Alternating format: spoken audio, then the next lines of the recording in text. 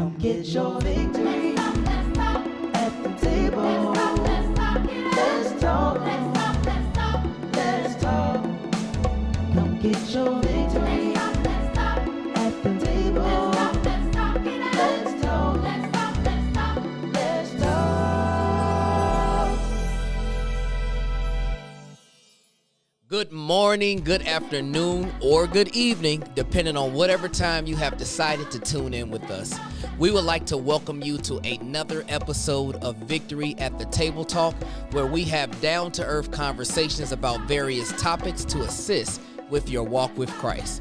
Here at the table, you can get the victory, but you can also get a taste of Victory Apostolic Church right here in Matteson, Illinois, where we are building victorious Christ-like lives. Enjoy this episode. Welcome to another Victory at the Table Talk. I am Evangelist Stephanie, the Director of Health and Wellness here at Victory Apostolic Church. We are having a discussion this evening called After the Shot.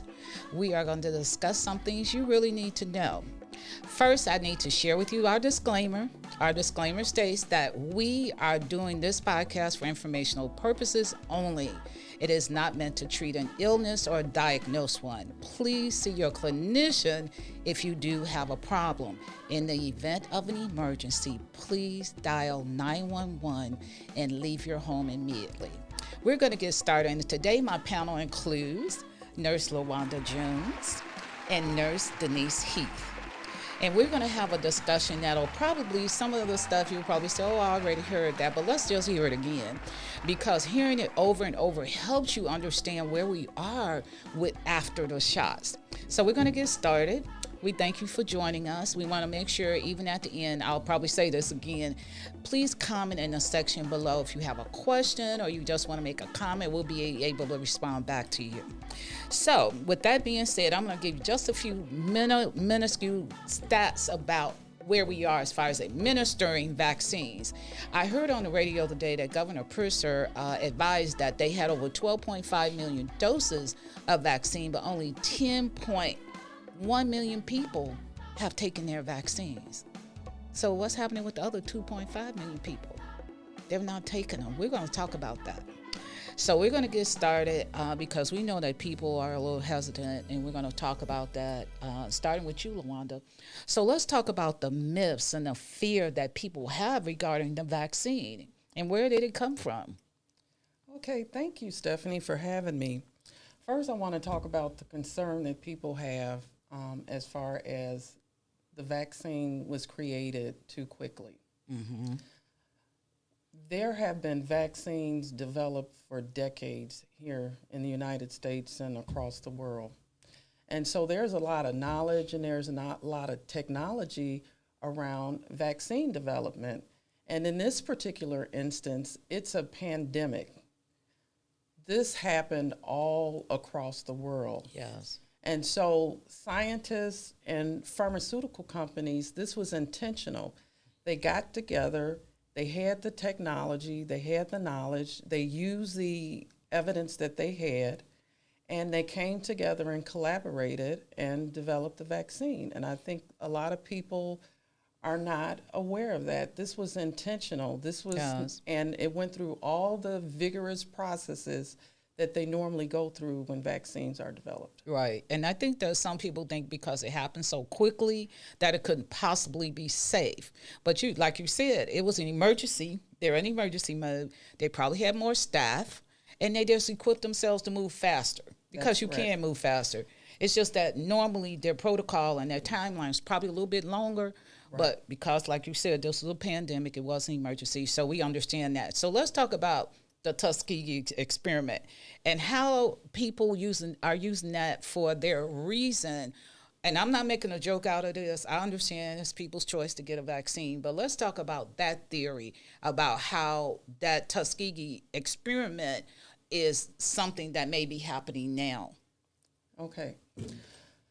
So again, I'm going to talk about healthcare inequity and minorities throughout, since we've been here, they have not gotten the type of health care that everybody else has received. That's true.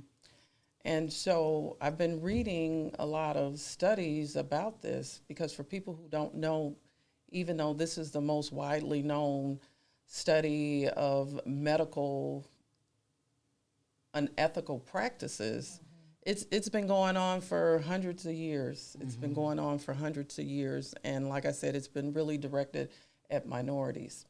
Right. And so with that being said, the thing that we have to realize is that there's a greater awareness of the inequities as far as healthcare goes and access for minority people. And so the pandemic really brought that out. And so we really want to encourage people, especially minorities, to get involved in research studies because we can't come out with better treatment unless people get involved. All people. All people. All people. And especially minorities, because that's why they do the studies. They don't know how we're going to react to a particular drug or a particular treatment if we don't participate in the studies.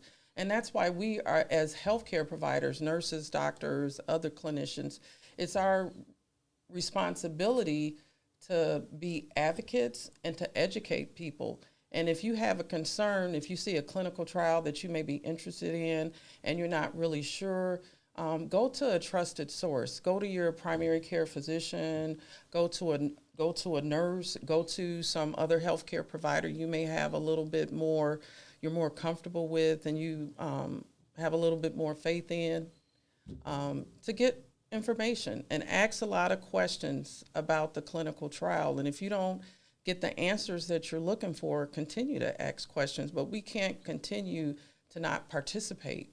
Okay. Thank you for that.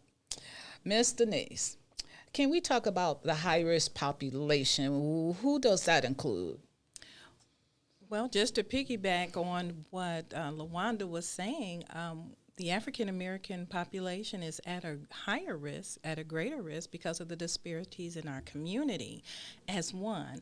But as high-risk patients, we're looking at African American patients. We're looking at our seniors.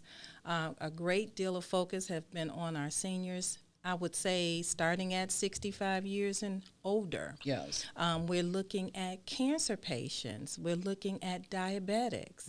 We're looking at patients even with hypertension. Yes. Those that have immunocompromised diseases is at a higher risk. Correct. So those are our population targeted patients that we really want to focus in on and let them know because you're at a greater risk. Hospitalizations, intensive care units, Yes. ventilation, ventilators, and even death. So those are our patients that we really want to target as high risk. Thank you. So let's talk about now, we're still in the before the shot mode, okay? So let's talk about the CDC protocols for before the shot that we've been doing since the start of the pandemic. What are those protocols? Okay, the protocols basically to stay safe or hopefully avoid the risk of getting COVID are your basic guidelines, washing your hands, wearing your mask. And that does include wearing your mask over not only your mouth, but also over your nose. Thank you. You see so many people out Yes. here that just wear it over their mouth yes. and don't feel that they need to wear it over their nose. Yes, you do need to wear your mask over your mouth and over your nose. Good hygiene, simple washing hands, which is the number one most effective way to decrease diseases and Correct. infections. So social distancing is another piece. We're asking our participants and patients to stay 6 feet away from one another. Basic common knowledge Yes. of how to decrease the risk of infection, especially COVID-19 in this culture in which we're in right now. Amen. Thank you, dear. So after the shot, so where do we go from here? Now, after the shot, the current climate in the hospital setting related to COVID-19 cases. So I want both of you to answer that question. Like, what is the climate in the hospital setting regarding COVID at this point for our patients? LaWanda, you can go Oh, first. okay.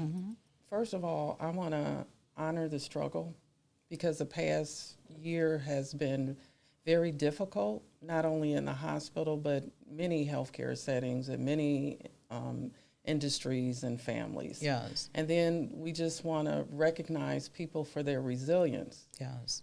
because, we've worked together as a team and we've tried a lot of different things as far as protocols and treatment. It was a learning all the way. And we've been able to come up with some good protocols and treatments and practices where we're seeing fewer patients. Yes, We're yes. seeing a lot fewer patients in the hospital now. And with the treatment protocols that they have, they're able to prevent the disease from becoming severe. And so we're seeing a lot fewer people in the ICU. So we've seen a dramatic decrease in deaths, and we've seen a dramatic decrease in hospitalizations. That's excellent. That's what we want to happen because as that continues to happen, the numbers go down. We can see the light at the end of the tunnel. It's not out, but we can see the light. We're getting towards it. So for you, Denise, I know you do over the phone. So are you getting fewer calls? Oh, our call volume has been, as they say, through the roof. Right. We have been working so hard to try to accommodate the needs of patients because remember, people are hearing what they see on the news, but you have to take this home and people are relating to their mother, their father, Yes. their children, their environment. I even heard the other day they were actually talking about the vaccine for a dog. So I'm sorry. I mean that's keeping it Wow. real. That's keeping it real. So Wow. it is a very pertinent thing as far as the nurse advice line. And I know I work for Advocate, and Advocate provides a 24-hour call line. And like I said, we get calls all over. I'm talking Wisconsin. I mean, areas that, and Advocate does service Wisconsin, but we're getting calls day and night, and sometimes 600 to 800 calls in a course of a day. Wow. So So is it decreasing any? I know from what LaWanda shared, the amount of patients coming through the door has decreased, correct? And we have protocols in place to help with the ones that are there. But in your case, the calls haven't decreased? Well, we did see a decrease. When our numbers went down, the decrease came. But then when we start talking the second vaccine, because this is a unprecedented time, and this is the first time for people. And so we got a minute break, if I can use that as a reference. But now the calls are picking up because now we're starting to talk about young people. Yes. We're starting to vaccinate 12 years and older. And so I get a lot of calls because these people have a lot of questions and concerns, Right. which is a blessing that you do have that 24-hour call center. You do also have other references that you can use, like go to the CDC, and you can go on, just even on TV, because a Yes. lot of this information Every is day. out there. But people have all kind of questions. They're calling, they're asking, can I get the shot if I just took a steroid shot? Should I get the shot because I have severe allergies, which can also be included in that high-risk category, because some Correct. people have very severe allergies to the point they have to have EpiPens, and if they have a reaction, if they don't shoot themselves with that EpiPen, it could be fatal. So yes, the call volumes are picking up. I'm talking, and I started a shift at 5 o'clock in the morning, and so my phone is ringing sometimes at 5 o'clock in the morning Wow. with people that have concerns. And not only that, people are calling because they got the shot and now they're having symptoms. The news media is doing a great job in sharing with what you should expect after the shot. You know, your headache or fever, mild body aches, definitely soreness at the site. But some people have problems much longer than 2 or 3 days. Right. So let me ask you this. I don't mean to interrupt you. So those people that are having extended issues going past, let's say, a week, what should they be doing? Contacting their doctor Yeah, they should after a contact her. week? Absolutely. I Okay. mean, there are some cases where and in most cases, when you're talking severe symptoms, I'm talking chest pain, shortness of breath, a rash immediately after the shot. These are potential anaphylactic reactions. Okay. Now, you know, the malaise, the fever, the headache. That could go on longer than a couple of days. Basically, we treat our symptoms. We tell you, you need to get plenty of rest. You need to drink 8 to 10 glasses Yes. of water. Now, that's even before COVID, so you definitely need, so we can't ignore even the basic hygienic or normal building your immune system responses before COVID. So definitely after COVID, you need your rest, you need your water, you need to eat a healthy diet. Just for everyday living. Just for everyday living, but especially with COVID. Yes. And also health and wellness just takes place year round. So if you're doing it year round, if you happen to get COVID, it helps your body recover better because your immune system is in better shape. Exactly. People that take pride or good health techniques, I mean, healthy diets, getting plenty of rest, drinking plenty of water. A lot of those people may have lesser reactions. Right. Even though you cannot predict it because everybody is different. Yes. I cannot tell you you're going to do well. I just can't put that out there because that may not be true. But in the long run, with the shots, you will survive in most cases. I know we've lost a lot of people, and our hearts go out to those families, but the majority of people that are vaccinated do survive. Okay. Yes. So we want to make sure we put that out there. So the CDC protocols do remain the same after the shot. Absolutely. Just like they were before the shot. So that one we're very clear on. So now let's talk about victory and how have we managed as a church to accommodate not only the having COVID existing in our environment, but how we deal with the vaccination itself. How are we encouraging others to get the vaccination and the protocols that we're using in our church when we have services?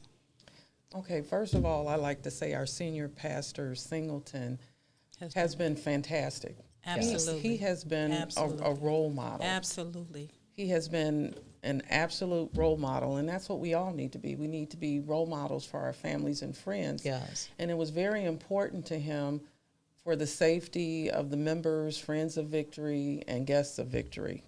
And so he's followed the CDC guidelines all along. Yes. And people can feel very safe and secure because when I first saw those guidelines, I thought, wow, he's going above and beyond what is expected. So he's taken this very seriously. Very seriously. Yeah, and people don't know that, we had pre-meetings before we got it in place, and we had 3 pages of guidelines, and they met all of them, and they continue to do that. So we are blessed. We hope that at home that people are doing the same thing. You know what I'm saying? I have been exposed to a lot of people. I mean, honestly, I've not been one to just stay at home and not do anything. I do wear my mask. When I'm around family, I don't. I go to the store. I don't have a problem. I come to church. It's like you just have to know that when you are exposed to people you don't know, wear a mask. It's that simple. Common sense. Yes. Pardon? Common sense, right. Common sense steps. So we want to make sure we remember that. And the last thing I want to say is that we are at a junction now where it's a group of people that haven't been vaccinated. Some have gotten their first shots. Some have not gotten their second shots. Some are fully vaccinated. Right now, the number for fully vaccinated is only 36%. Mm-hmm. We still got a long ways to go. We're only 2/3 of the way done with this. So my hope and prayer is that, everyone, we talked about this, it's their choice. It's your choice to be vaccinated. We respect that. But by the same token, even though we have been vaccinated, it doesn't mean that we can't get COVID. It does mean that hopefully that the what is it called? The symptoms are lessened, and that you are okay. Yes. But sometimes those with those compromised immune systems and underlying conditions, even with a vaccination, may have an issue. So the point is, get the vaccination. Yes. More risk. Get the vaccination. Yes. But again, we're not here to tell you to do that. We're just encouraging you because in the long run, we want everyone to be safe. We want to get through this. I really want this to end because this right here is driving me nuts. I can't breathe. So I want to get rid of this little mask and probably we probably got about at least 6, 7, 8 more months to go. It might be a year. But either way, after the shot procedures stay in place, you're going to still get calls. You're going to have patients come to the hospital, and we still need to take care of our bodies. We always say in the health and wellness industry, eat well, exercise, get your rest, and remove stress. Alrighty. So we have completed. Any final comments from the ladies? I just want to emphasize that too. We're almost there. Yes, ma'am. Let's hang in there. Yes. Let's go out there and get the shot. And let's keep our families and friends safe. Yes. And let's continue to follow the CDC guidelines when wearing masks when appropriate, the social distancing, and then making sure we do our hand hygiene. Yes. And you, Denise? I just have to piggyback on what Nurse LaWanda said. I think it's just very vital because we're in a new place now. Let's just face it. We're in a new place. It's a new norm.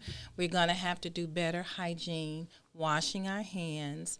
We may not have to wear the mask in our house and with our close family and friends who we're accustomed to being around, but please don't mistake the fact that you still can get the vaccine. The COVID infection. Yes. The virus. Yes. So it's rare, and the side effects may be less complicated, but don't be fooled. If you're not practicing, you still can get it. So the takeaway point would be, let's just be safe. Let's be wise. Let's do the normal hygienic protocol, washing your hands, wearing your mask now, socially distancing, eating healthy.